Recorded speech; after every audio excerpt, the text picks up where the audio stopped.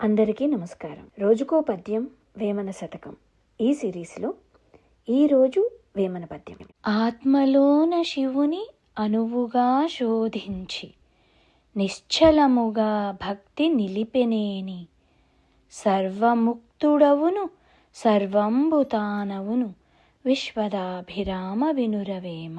దీని అర్థం ఏంటంటే, ఆత్మలోనే శివతత్వాన్ని అనుసరించి ఆ భావాన్ని లోపల స్థిరపరిచి మనస్సును నిశ్చల భక్తిలో నిలబెట్టగలిగితే అటువంటి వాడు సర్వముక్తుడవుతాడు. అతనికి సర్వంభూతానే అనే అనుభూతి కలుగుతుంది. తనలోనే దైవాన్ని దర్శించిన వాడు అందరిలోనూ అదే దైవత్వాన్ని చూస్తాడు. అందరిలో తనను, తనలో అందరినీ చూడగలుగుతాడు.